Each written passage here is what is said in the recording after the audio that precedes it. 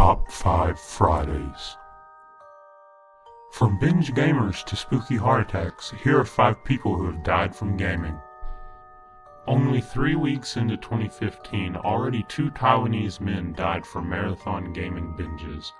They were 38 and 34 years old and died from cardiac arrest after playing for 3 days without stopping. Even worse, workers at the internet cafe didn't discover that the 34-year-old was dead for hours. He'd been known to sleep face down on the table during his gaming binges, but when workers found him sprawled out and unresponsive, they finally sent him to the hospital. Authorities believed that cold temps and overexhaustion were to blame.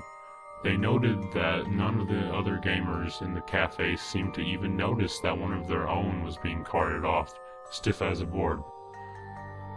After reading this, I want to curl up in the fetal position and slap these men in the face.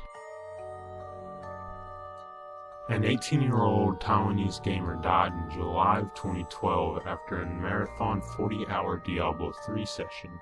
And get this, he was in an internet cafe.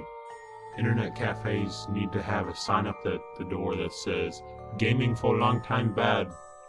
Anyways, he crashed out by a terminal in the internet cafe when he was awoken by an employee.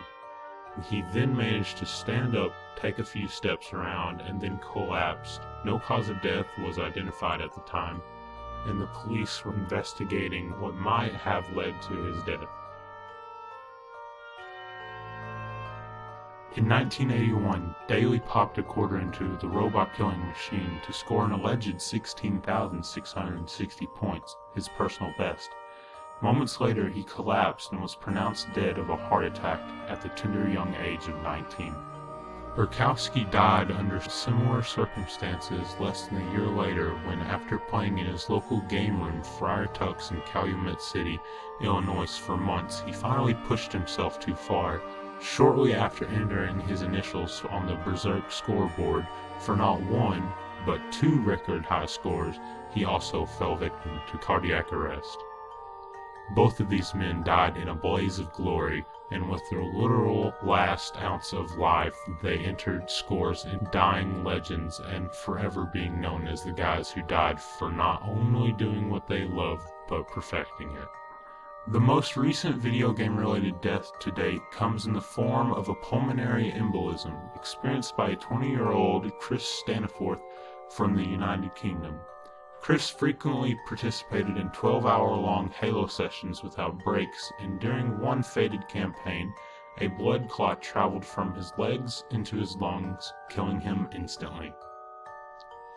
Not to be outdone by the likes of his South Korean counterpart, a 33-year-old man from China kicked the proverbial bucket after a staggering 27 days of continuous online gameplay. No actual buckets were harmed in the making of this video.